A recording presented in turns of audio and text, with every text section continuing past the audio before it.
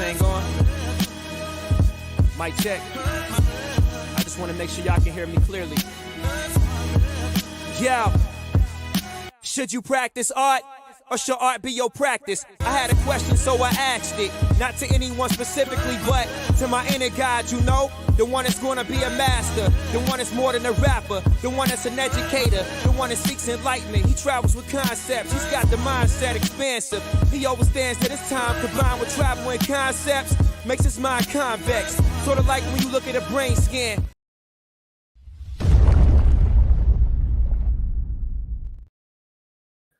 Reggie here, and I want to welcome you to another one of my live streams. This is Comics Today, a show that we do on Wednesday to celebrate the best day of the week, that being New Comic Book Day. And I will tell you, I have been trying to catch up on some reading, and I'm going to give you guys an update on some things that I've read. I'm also going to highlight an embargoed comic that I had a chance to read a short while ago that coincidentally found its way to me after a post that I put up on social media not that long ago. But as part of this show, we typically talk about news and current events, things that are top of mind for me, might also be top of mind for you. We have a guest or two on to help me to make sense of some things that are happening in the world of comics and collectibles. And we are going to have one guest on the show tonight. We're also going to do a couple of giveaways as part of this show. But above all else, every single week, regardless of what is on the show, we try to have a good time. And I want you guys to remember that theme of having a good time when you listen to the video that I'm releasing tomorrow that I recorded in a single take, no interruptions. I didn't edit this video at all. We are putting this one out there, and it's going to be interesting, people's reactions to that video. Before we get to all of the stuff in tonight's show, give you guys a quick update on a few things. I'm going to be doing my very first Whatnot live sale tomorrow at 8:30 Eastern Standard Time on the Whatnot app. I believe that I'm like one of the last people on earth to join the Whatnot thing, but I've decided to go ahead and do it. And so we're going to have a live sale tomorrow. I've put together some awesome books. I think raw books, some graded books. I'm not doing any giveaways because I haven't quite mastered that yet. I don't want to overwhelm this first live stream, but it's going down on the Whatnot app. If you guys haven't bookmarked the show and haven't followed me there, I definitely want to encourage you to do so. Regie Collects, of course, is the name. We're going to get to a Patreon giveaway here in a second, and also a short box giveaway. Let's go ahead and do that now. Let's actually do that right now. So every single month, my friends over at Shortbox sponsor a couple of videos on the channel. One of those videos that give you an opportunity to win a $100 credit from Shortbox to be able to buy whatever it is that you might want, whether it be a slab book or a raw book, because they now offer that. And simply for watching the video and leaving a substantive comment behind, you can win a $100 credit because I randomly pick a name. The person that I picked a short while ago spelled my name incorrectly, and I thought about disqualifying this person, but I don't want to roll like that. I don't want to roll like that, but here is the person, Hardline Ray. Hardline Ray is the winner of the $100 credit from the folks over at Shortbox. I typically do dedupe the list, so replies don't count. It is the initial comment that hopefully is substantive that we pick from. And so Hardline Ray is this month's winner. Hardline, if you are watching this right now, first and foremost, spell my name correctly. It is only 1G. Second, send me an email to reggie@regiecollects.com, again with 1G, with your screen name, your government name, and your address so that I could have that for my records, and I will get you that $100 discount code from my friends over at Shortbox. All right, moving on to the Patreon giveaway for this month. I realized that I didn't do it this month. So we're going to do it now, and then probably next week or the week after, we will do the one for September. So if you are not a member of Patreon, I definitely want to encourage you guys to support the channel that way. Invincible Universe, the Compendium 1. This is like over 1,000 pages right here. We're going to be giving this away. The folks at Skybound hooked me up with this thing. So we're going to give that book away. Maybe some other odds and ends that I find here in the room. But one of the things I'm also going to include is this right here. This is a Regie Collects Heart of the Collector cutting board that I introduced a couple of years ago. So we're going to go ahead and throw that in the box as well. With the weight of this thing and the dimensions, it has to go, the book, that is the compendium, has to go in a medium flat rate box. So I want to put some other stuff in there to make it a robust package. So again, huge shout out to all the people that choose to support the channel via the Patreon. And we are going to go to the chat here in a moment to figure out what it is that you guys may have picked up at your LCSs earlier today. And if you want to shout out your LCS, we can go ahead and do that. So we're going to roll some dice, and we have rolled 7. We have rolled the number 7. So let's go ahead and pull up the list of all of the Patreon members that are active for this month. We're going to randomize this thing a total of 7 times, and then we're going to give away some stuff. So that is the first roll. There's number 2. Here's number 3. I think, yeah, there we go. 3. That's 4 right there. And we're getting there. Here's number 6. And the winner of the giveaway for this month is Bulldog 001. Bulldog, congratulations to you. Please send me a email. Technically, I know who you are, but if you get around to it, send me an email with your screen name, your government name, and your mailing address. I think it's probably in Patreon, but just to be safe, Mark, you were so close. My Canadian brother, so close right there. But Bulldog 001, thank you, brother. I appreciate your support. I'm also going to be doing a giveaway next month for membership here on YouTube. You can join simply by clicking the word join next to the word subscribe. If you haven't done that, you could just click both of those things.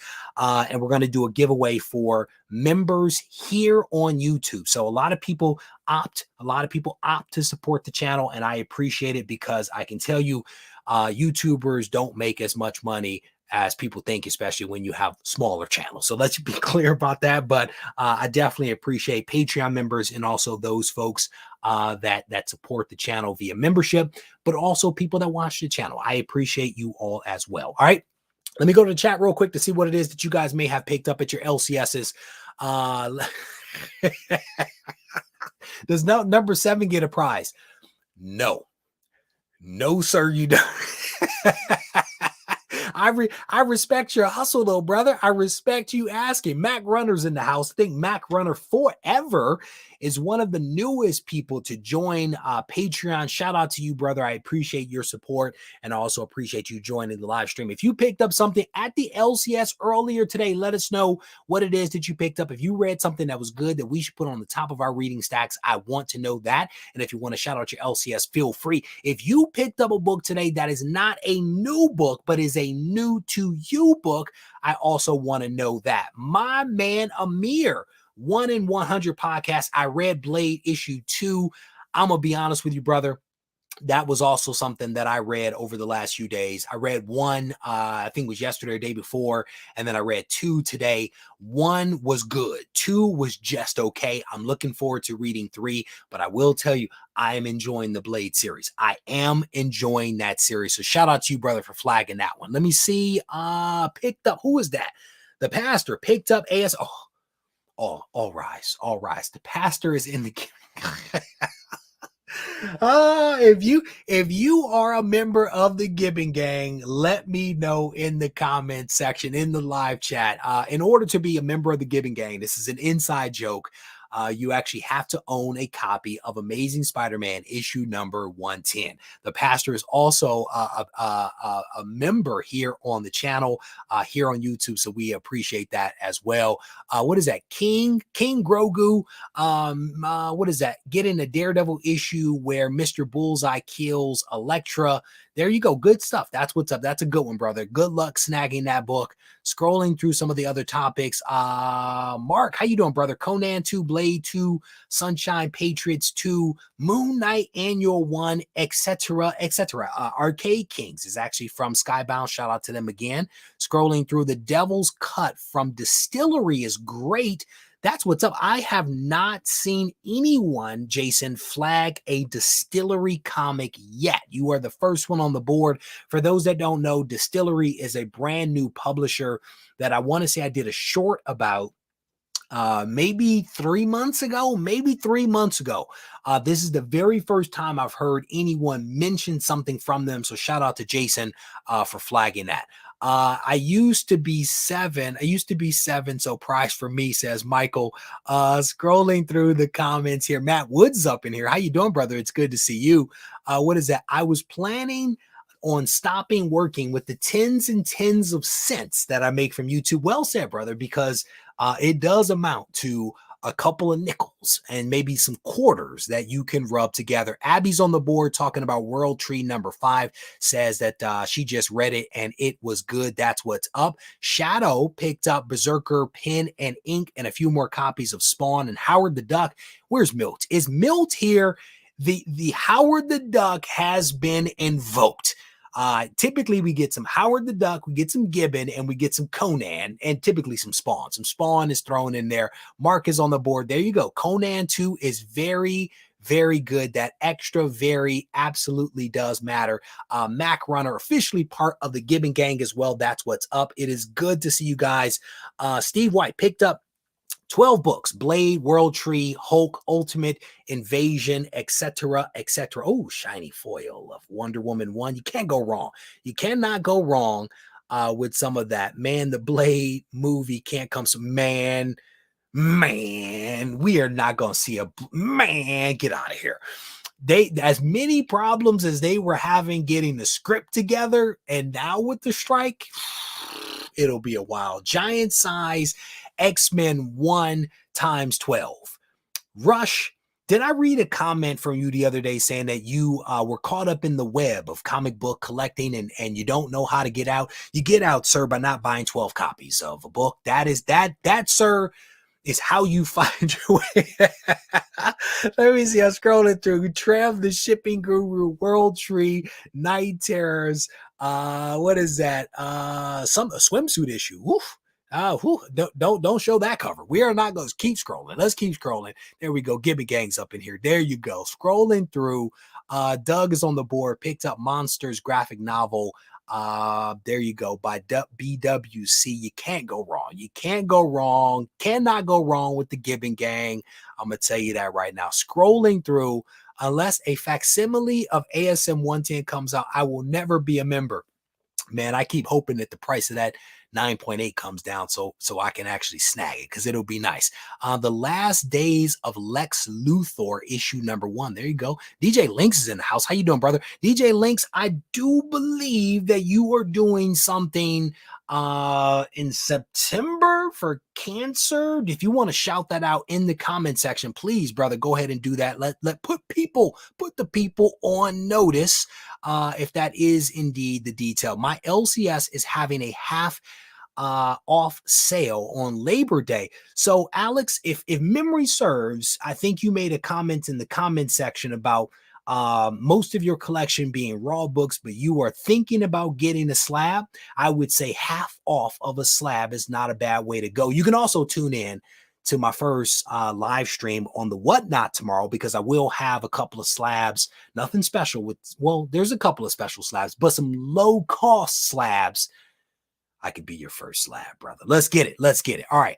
There you go. There you go. On the board. Thank you, brother. Thank you, Joe. I definitely appreciate that. Scrolling through, got lucky with a eBay X-Men lot, had a copy of X-Men 266, the second appearance and first cover for Gambit. Congrats to you, brother. Steve White, do you not want to be in the Gibbon Gang, sir? There's only one path. There's only one path to getting there. There you go. A couple of people throwing it up in the chat. I appreciate you guys. Half a slab is not good. All right. So this is what I read. We're going to get to our first guest here in a second. Technically, our only guest in a second. But what I've been reading over the last few days, I finished up Void Rivals issue 2. I've started reading issue 3, and I was terminated that right before I had to do some stuff downstairs. Blade 1 and 2, read that. Read 1 was good. 2 was just okay. Looking forward to 3. Read Ghost Rider. I'm technically Danny Ketch Ghost Rider 1 through 3. I am enjoying that run. I also read and started reading Death of Venomverse. I was on the struggle bus with that one, and we will see whether I revisit that. There is one other book that I've had a chance to read a short while ago, and I will tell you guys about that a little bit later in the show after we talk to our first guest. Shout out to my man Kingpin. It's good to see you, brother. Welcome. It's good to see you as always. So on Friday, I think it was, I had a chance to join a live stream. The comic book crowd. I think that's the official name of it. And if I jack it up, you have my apologies, Joe, who is here in the chat. I'm confident that he will correct me, but I had a chance to join Joe on his show and talk with him and a few other collectors about what drew us to the hobby, why we stay in the hobby. And there were some things that were said by one of the guests that kind of resonated with me, right? And it was this idea of somewhat taking a break from the hobby, being fed up with the hobby. Now, this is a topic that I've spoken about in the past on the channel, and by being on Joe's show, and by hearing these comments from my first guest here, it energized me to create the video that I released yesterday, in which I spoke about being fed up with the hobby, and I actually inserted a clip from the show, and somehow or another coordinated my head nods between the video and the video that I was filming. I was nodding literally at the same time. I don't know how that happened, but being on the show reinvigorated my thoughts around being fed up with the hobby. And this is something that I've heard over the years repeatedly from people. And one of the guests on the show said something that stuck with me. And he indicated there were two things that kind of got in his way. One of them was life events, and the other was just kind of sort of just being fed up with the hobby. And I wanted to have him on the show to spend a little bit more time digging into those two aspects that kind of got in his way, because my thought is that there are people out there that have encountered those two things individually and possibly collectively. And so I think sometimes digging into these things helps us all to better understand ourselves a little bit more, especially if someone's gone down that road already. I think having that conversation is always beneficial. So I want to welcome to the show my buddy Phil Tastic. Phil, I saw you there in the green room, and I don't understand the tuxedo. Help me out, brother. Reggie, this is a house of learned, highbrow people. We're not farmers. It's after 7 p.m. Get with it. So this is evening attire? Is this what this is? Yeah, just relaxing attire. That, and the last time I was on to talk about Peacemaker and I was visible, Aaron from AA Comics came on after you and I with a nice suit and everything. It's like, all right, I got to one-up Aaron. So look, if you have him back on, I figure the only way he can beat this is if he's in like one of those medieval French kind of things with the wigs and the powder. The powder wig. Wow. I mean, it's impressive, brother. I don't know if my tuxedo comes close to fitting anymore. I'll be honest with you. It probably has dust on it in my closet, like legitimately. But Phil, it is good to see you, brother. And again, it was cool being on Joe's show with you on Friday. And I did not reach out to you before I used that clip of you in the video, but I didn't think that you would mind. That's okay. The lawyers will contact you. That's normally my response. But no. So you in that video, you hit on a lot of things, right? You hit on life events and being fed up with the hobby. And I want to walk down those two paths a little bit. Can you talk a little bit about those life events that occurred that prompted you to examine what and how you were collecting? It was actually, just like you said, a combination of a couple things. But first and foremost, as you're saying, with life events, I met my wife. I had been in relationships prior to my wife and was still collecting. But, when you meet the one, maybe I'm a little bit of a hopeless romantic there, the seas part, so you say. And things that interested you just don't seem as interesting any longer. But shortly after we were married, I'm talking the next day, we moved in here, and being a homeowner and certainly now the head of the household, you have more responsibility. Yep. And with increasing prices on everything, you got to make cuts somewhere. And sorry, Thor, got to cut you.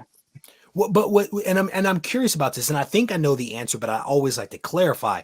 What was this pressure that you felt something that came from internal, or was this an external thing like, hey, you might need to cut back on all this spending, or was it a combination of those two things? Definitely a little bit of both. I mean, you probably know you've moved around a lot. The second you move in to your house and you get, what's this bill? Mortgage? You got to do it. This isn't free? Like, yeah. Yeah. You mean I got to pay? Yeah. And the second part of it, more internal. Look, I got married a little bit later than most. We had our first child. I was 43 years old. Yeah. The way I look at it, this is everything I've wanted. So I'm not going to let a fictional character or 20 get in the way of that. Yep. That makes sense. And then, so you all got married, you got a house, those bills started to come in, but then there was another life event that happened after that. You've already alluded to it. But what was that second life event? And talk a little bit about what changes did you actually make to what you were buying and how you were spending as a result of those two life events? Technically three: married, house, and then the one you're about to talk about that is visible behind you. Yes. That's not we don't practice wrestling. That's his little playpen to give my wife a little break sometimes when I'm working. But yeah, our son Matthew was born. Shout out, he's either watching me or Miss Rachel right now. It's a coin toss. But yeah, I mean, certainly you have a child. It's like, okay, I got to pay for everything. My wife and I have to cover all of them. He's that guy that comes out with you that, oh, I left my wallet. Oh, I get paid next Thursday. That's just how it is. But, even before that, I'm going to say, honestly, 2019 is when I made the first kind of official step towards, all right, I have to slow things down. And to be honest with you, and this is just on an outer level, that's a process that was in back of my head even before that. 2012, when this is going to be a bit of a controversial stance. The Dark Knight Rises, my favorite of the Christopher Nolan films, because it presented us with something that we will hopefully never see in a Batman comic, and that's the end of Batman. And it got me thinking, look, these characters are always going to be around. They're always going to be going through these trial and tribulations. And I pick on Batman, especially if you saw from Scott Snyder's run to King's run to Tiny Onion's run, it's like, okay, we're going to put everything back and start over again type of thing. Did you say Tiny Onion? Yeah, I could never say it right. So tie-in. So it sounds like it was an evolutionary thing where you started to cut back how much money you were spending as a result of having increased responsibilities. Because when you don't really have any responsibilities other than yourself, you can control your spending, right? Yeah. But when you have a wife and when you have kids, you can't exactly control that spending. You know what I'm saying? I remember back in the day, like I would just, if I ran out of money, I'd just shut it down. I'm not going anywhere. I'm not buying anything. But wives don't operate that way, and children certainly don't, because wives always need things for those children. Like they have to eat, they have to be clean, and they have clothes. So I definitely hold on, honey. I just want to point out, I didn't say that. I don't endorse that statement. That is from Reggie, Mr. 1G. Not fantastic in any way, shape, or form. Yeah, I promise you, Phil, before this is over, I'm going to jam you up with something. You're going to say something that when you walk out of this room, she'll be standing there waiting for you. I got news for you. I can do that without your help. So as you Phil, as you look back on the changes that you've made, you were cutting back on the spending of what you were doing. Do you think that you were collecting the wrong way? Or did things just shift for you in a way where you're like, this isn't as important to me as it was before? Or more importantly, there's things that are more important than these things. So was it wrong, or was it just a shift? I'm going to argue that there, and I'm sure you'd agree with me here, I'm a proponent of saying there is no wrong way to collect. I mean, there is a, let's say, not as great way. Yeah. And I realize that when you're getting every single Avengers that comes out, and let's face it, Avengers went from one title to 8 at one point, seemingly overnight. Yeah. You know, you're not as focused, you're not as paying as much attention, and you know, hence you're not getting, I think, the full amount of enjoyment as you can from that book. Yep. So, I mean, really, at the same time, it just happened to be in the back of my head, like, well, you know, this is the perfect time to kind of focus in and cut back and worry about other things other than, you know, how is Spider-Man going to get out of this one again? Yeah, no doubt about it. But to that point, you also said something that stuck with me during the live stream that we didn't dig into. I'm going to paraphrase. I think you said something like, I can't read another Batman or Spider-Man story again. And to me, that was an expression almost of you being fed up with what maybe the big two publishers were doing. Is that accurate? And then two, if so, can you talk a little bit more about why you were fed up with Marvel and DC? I'm not going to say it was as emotional as I'm fed up, you know, like, screw this, I'm done with this. Yep. I will say, I think more of what it is, it's having the maturity to realize that at a certain point, a story just may not be for you anymore. It may be just for someone else. And that's okay.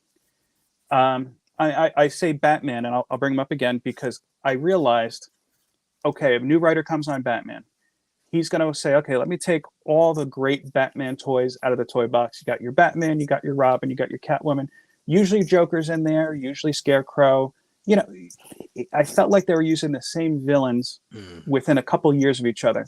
Now, if you're a good writer, maybe you might create a villain that might stick around past your run. Yep. But at whatever happens at the end of it, somebody else is going to come in, and pretty much everything that happened is going to be overturned. And I think that, you know, that's because the publishers, they want to make money. And it's a good thing that they want to make money, because we do want these characters around longer than us. And trust me, I think Batman will be around longer, way past you and I. Yeah. But sorry, hold on. I lost my train of thought. You were going down the path of just the new toys that the writer pulls out and wipes the slate clean, and they restart with the exact same toys. That was the feeling that you were getting. And I was thinking, you know what, it's on the publishers, and I don't blame them so much, because I go back to Batman's Tom King run. Very decisive run. A lot of people were hating it. Yeah. I liked it because I was like, all right, you're doing something different with Batman. Yep. But in my opinion, DC got so worried or so cold about it. They're like, oh yeah, hold on a second. We're going to end this early. He can tell his story in a limited series that nobody cares about, and we're changing it now. Yeah. It's like, well, I was liking that. Yep. What happened? Yep. You kind of made the point during the live stream right after you made that statement around you wanting something fresh. Yes. But you also made a really important point, because you said collectors and readers want something fresh, but they also want things to stay the same. Yes. That's fascinating, right? And it is true. People want don't tell me the same story over and over, but don't change anything. That they literally say those two things, and without realizing maybe those things are in conflict. You have to change something in order to tell something different. And that seems to be the source of, I hate this, I'm tired of this. But I'll let you comment on like why you made that comment and your thoughts. I mean, precisely. I don't want to keep reading the same story over and over again. Yeah. I mean, when I read and even if it's a throwback story, it's like, oh, well, it's not a throwback. It's just something you told already, and you're reselling to me again. Yep. And I point to X-Men. I did it on Joe's show. Yep. The Krakoan Age of X-Men. I love what's going on, because for the first time, it's different. Yes. And you hear many people, well, this isn't what I grew up with. I was like, precisely. Yes. Yeah. How many times do you want to see Xavier's school blown up or destroyed, or Juggernaut slips on a Lego and smashes it? It's been going on since the 60s. I'm quite sure come January, it'll return back to that. But in the meantime, just enjoy the ride and enjoy something a little bit different. And that's why I liked Jonathan Hickman's his run, right? His run. It was different. Like, it wasn't perfect, right? But it was different than what I read as a kid, and I'm actually okay with that. But so many people feel So for those folks that are coming in late, I'm having a conversation with Phil Tastic, and we are talking about this idea of being like fed up with the hobby. Phil encountered two challenges in his life events, and he wouldn't say fed up with, but maybe frustrated, flustered by the industry retelling and rehashing the exact same stories over and over again. But so many people, to the point, they want something fresh, but they don't want change. And then when change happens, they basically are like, I'm done with this. This is all trash. Why didn't you just walk away from the hobby like so many other people have opted to do, right? It seems like you've done something different versus walk away, but I want to understand, why not just walk away? Why not just be done with it? Well, to be honest with you, I thought I was headed that way at one point.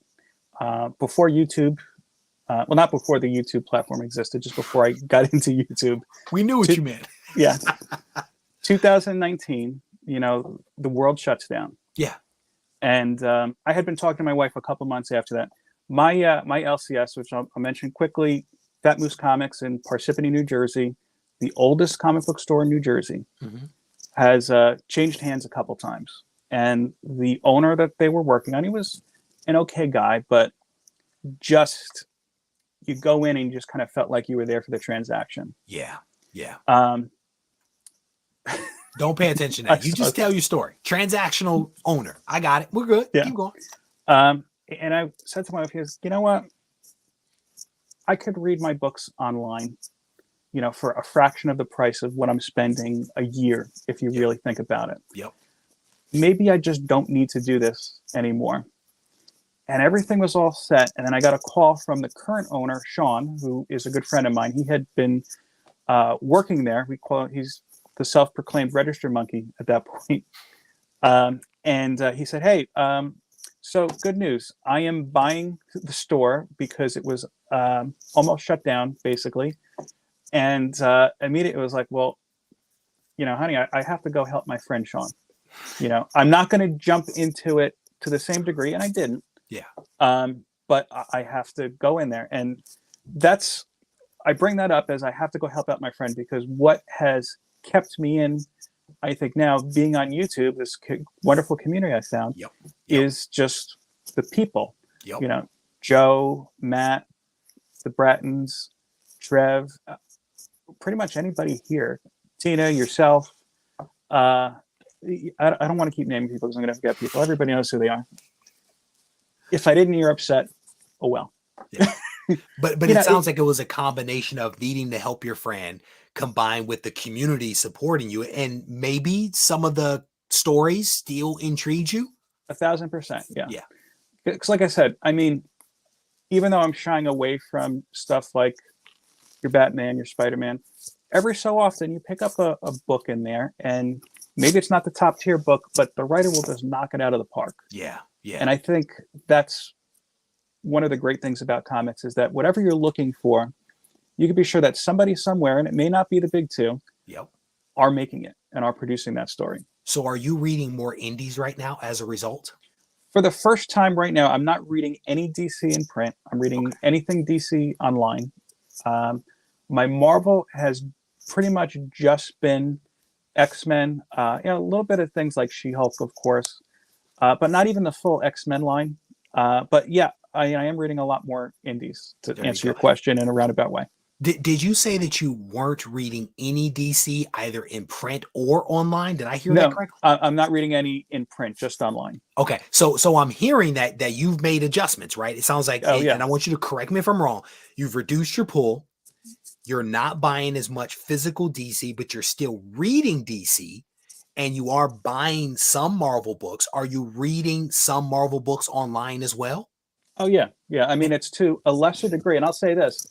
One of the great things about the apps that nobody likes to talk about is that you hear people building up these big stories. King in Black, for an example, just in my opinion, when I started hearing people, oh, King in Black, you got to do it. No, he's the biggest bad guy. I waited until everything came out. 6 months down the line, you could read it all online on Marvel Unlimited. Marvel Unlimited, yeah. Read it, and I was like, I'm glad I didn't buy this. There is a benefit. There is a benefit Yeah. to the online stuff. You have to wait, but there's a benefit of saving some money. But again, it also sounds like the last thing is that you are also buying more independence. And that's a point that I made. I think I made it in a video yesterday. And if not, I maybe make it in a video that's coming out. You can, if you're fed up with the big two and them rehashing stories or whatever it happens to be, or the political infusion or the agendas that you see, you don't have to walk away from the hobby. There's still other books out there from indie publishers that you can actually read and also enjoy. You don't have to completely abandon the hobby. You can be involved with the community. You can create content. You can read the indies and occasionally still pick up some of the big two. So again, I think that that's helpful to know why you didn't walk away, and again, what type of adjustments that you can make, because I think people have and will continue to encounter these life events. They will continue to encounter frustration with the hobby. And I personally don't want to see them abandon the hobby, right? I want people to stick around, because you may feel a certain way today, and if you wait long enough, you might feel completely different. Something could come out that captures your attention, right? So Phil, as we get ready to wrap up here, what advice would you give to people that find themselves in these types of situations with family, maybe with financing, maybe with being fed up with the hobby? What advice would you give them on like how to get to the other side, or like how to navigate that emotion that they are experiencing? I'll say it like this, and I'll give you two pieces. I know you didn't ask for it, but I'll give it to you. First and foremost, this is just things that worked for me. You know, what I do, what I say might not work for you, and that's okay. I think that you have to sit down and have those thoughts and conversation, like, okay, what do I prioritize in my life? And, you know, realize, look, you can always make more money, you know, God willing. These books will always be printed. You know, just because you didn't get it the first time around doesn't mean you can't get it online, or even, you know, sometimes you wait a couple months and it's a little bit cheaper. Wait until Midtown has one of their sales. But at the end of the day, you can't make up more time. You know, that's the one resource none of us could produce. And look, you know, if you have to put a book down to spend time just hanging out with your kids, hanging out with your wife, to me, that's worthwhile. Do it. Because I mean, I remember when my kids were in that thing back behind you, man. And now I kind of want to turn it over and keep them inside, you know, occasionally, right, to control them. Yes. But then also because they're growing up so fast, man, you don't get that time back. And I think, you know, I wonder, Phil, if the reflection that you just expressed there may come with age, right? And this isn't about you getting old, but it's about. Wait, you're older than me. What are you talking about? You see that? You see how I tried to? Yeah. But I I reversed Uno card you. There you go. Is it an experience thing, right? Where you're like, you know, you're reflecting, you're getting a little bit older, you're recognizing that there are actually things that are more important than comics. You know what I'm saying? And I think maybe there's something to that, because as a younger person, I could become so obsessed about stuff. And like I had to get the latest phone, the latest technology, right? That's just who I was. And as I've gotten older, I've realized, like, I don't even care. Does my phone still work? I don't even talk to people on the phone. It's more about texting, you know? You get mad when people call you. I mean, brother, I will hit that red button with the quickness, right? But is it an experience / age thing where you start to realize that there are things that are more important? And that's not to say that comics aren't great and comics aren't needed, but it's to say that family, in my opinion, is way more important than a comic book ever will be. Absolutely. There you go. Phil, Yeah. I think I just helped you out with that one. When you walk out of the room, I'm confident, brother, that you're going to get a hug. Phil, I want to thank you, brother, for coming on and digging a little bit deeper into this topic. And again, I think that what you have spoken about, again, is stuff that people are probably experiencing now. People will continue to experience. And I'm hopeful that something that you said, maybe something that I said, will help and resonate with these folks. The very last thing, Phil Tastic, where can people get a hold of you on the social media? You could look for my YouTube channel, Fantastic Comics and Art, and my IG page of the same name, Fantastic Comics and Art. No spaces. If you run into spaces, I don't know what's going to happen. I can't be held responsible. But yeah, stop by. We do a live show every Saturday, 11 a.m. Eastern, as part of the morning spread right after Brian. There you go. Phil Tastic, it is good to see you, brother. Thank you for coming on and hanging out with me a little bit. Thank you. Thank you. All right, take care. Oh, I got him at the end. I didn't know that the hand was gonna go up. I blew it. So my bad, Phil Tastic. Can you believe this guy showed up in a black suit and tie? I mean, that's black tie. That's impressive, man. That is impressive. I don't know who my next guest is, but I wish you luck topping that outfit. So Trev, thank you, brother, for tagging him. Thank you. I appreciate you putting that up there. Who called me an old fogey? What is that? Great conversation between a couple of I'm gonna tell you, man, family. When I was a young sales rep. I was probably maybe 26 as a sales rep. And I used to call on these offices in LA. And I remember this nurse looked at me and she said, "How many kids do you have?" And I said, "None." She was like, "You don't have any kids?"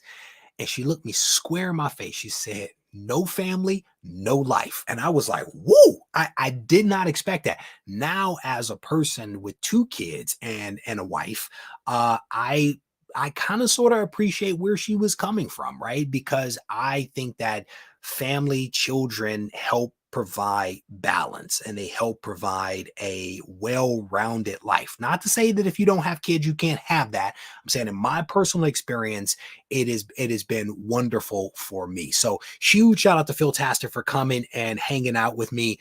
Reggie isn't old. He just looks old, brother. Black don't crack. First of all, black don't crack. I am like 65 and you would never know that I was like 65. So let's be super clear about that. All right. The 90s wall is dope. No doubt about it. This is like my childhood summed up in one wall. That is what you were seeing back behind me.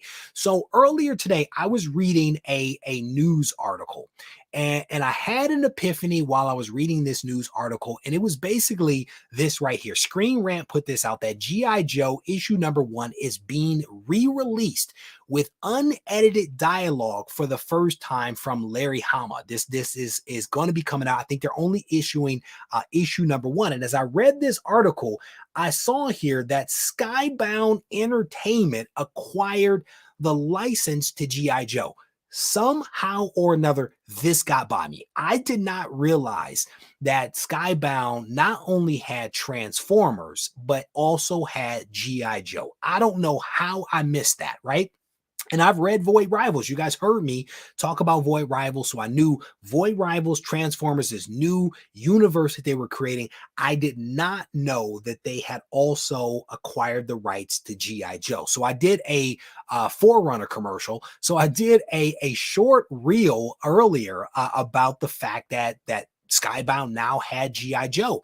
And as I was walking from where I record my shorts to come back up here to the comic book room because they are separate areas, I received a message from the folks at Skybound. Their message to me was, "Hey, are you interested in reading issue number 1 of Transformers?" And I was like, absolutely. Absolutely. Your timing is impeccable because I just realized you also own G.I. Joe.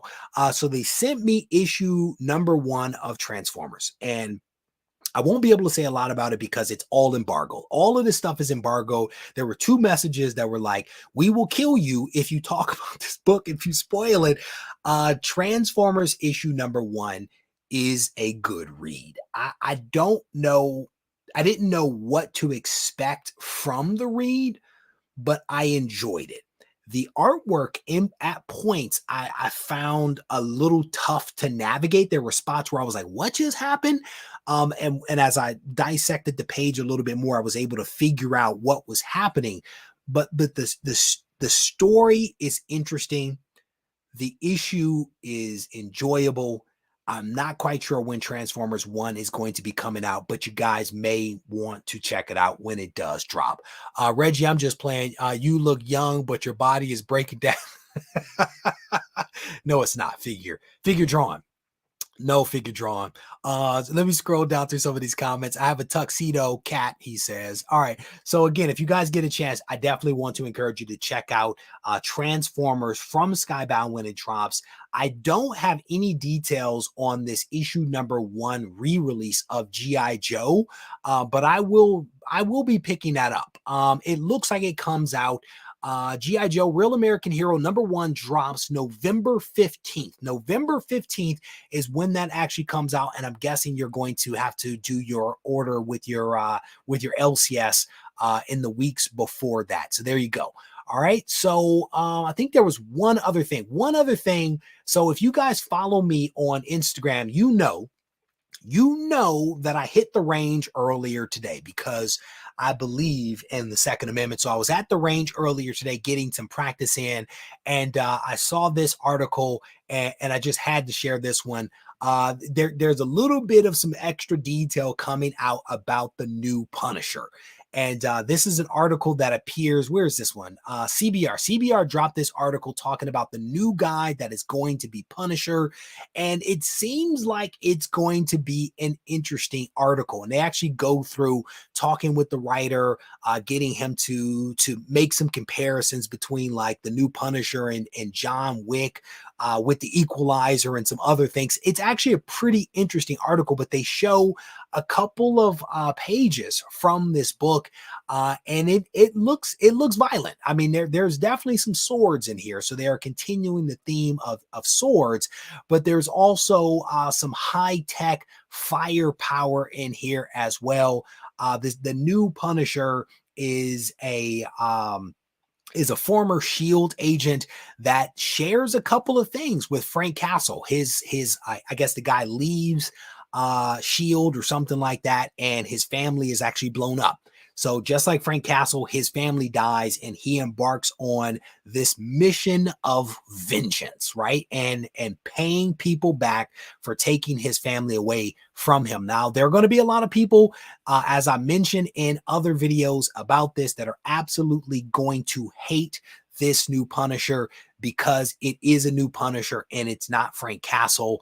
I will point out that there have actually been other characters that have taken on the mantle of Punisher over the years. So let that be known that this is not a new thing. I will also say that it is nearly impossible to say that something is going to be terrible before you actually read it.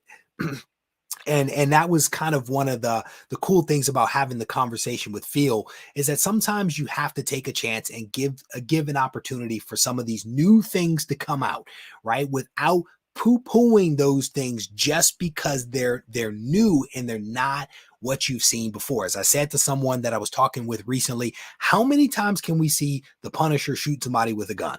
Like, and I'm clearly for the guns, right? But how many times can you see Punisher shoot somebody?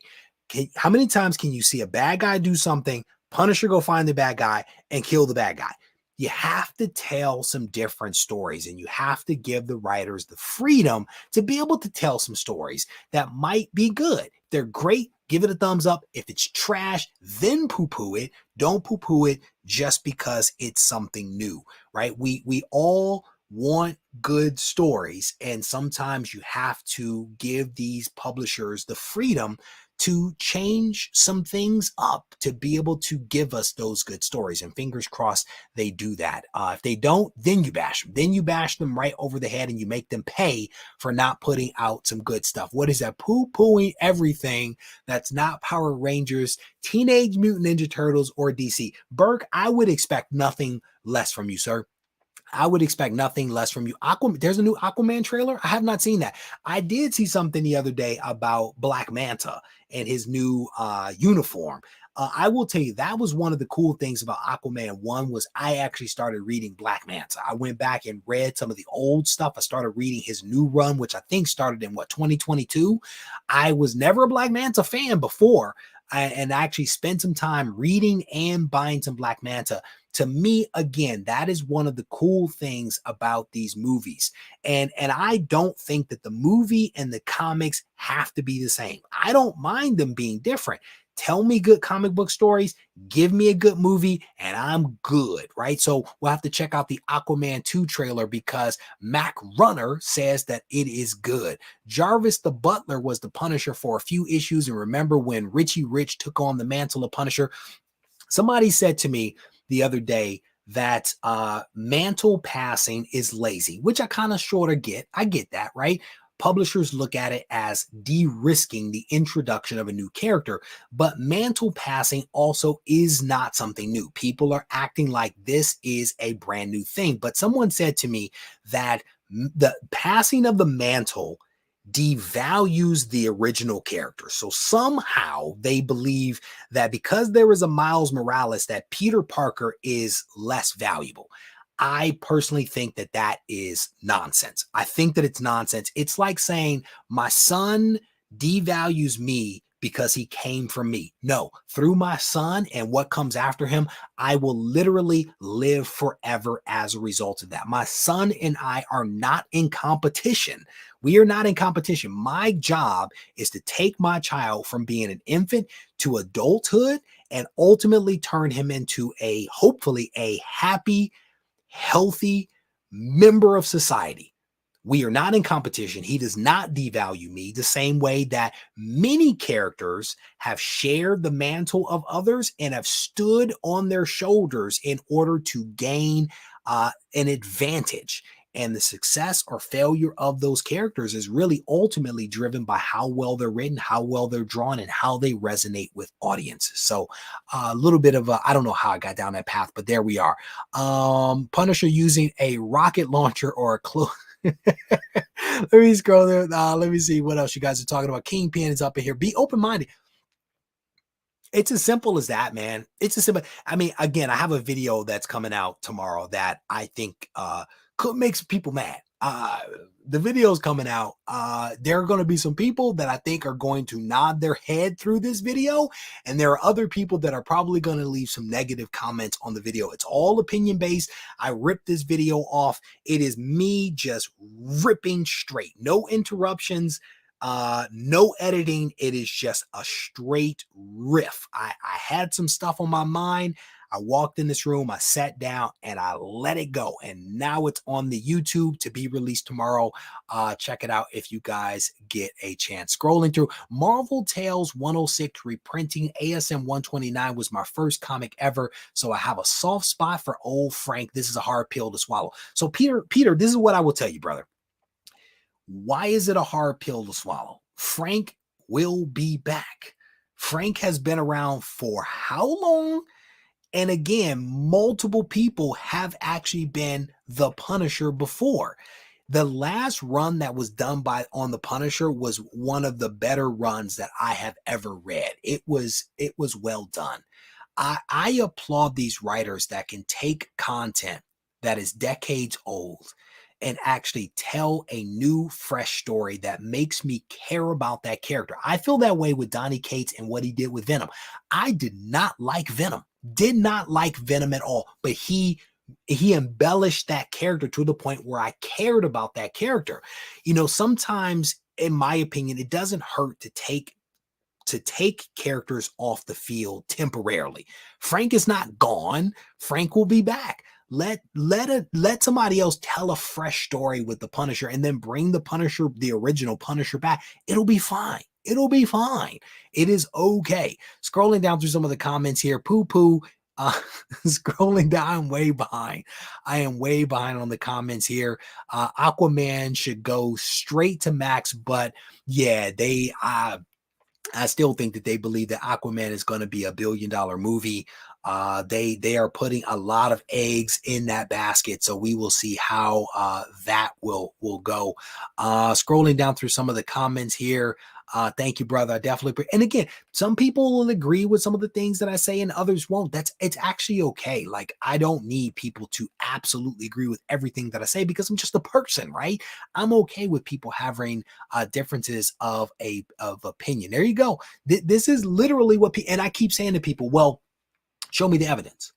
If Miles Morales devalues, because that's a term, if it devalues Peter Parker, show me the data that demonstrates that Peter Parker has actually lost value. Show me where Spider-Man is less popular as a result of Spider-Man. You can't do it.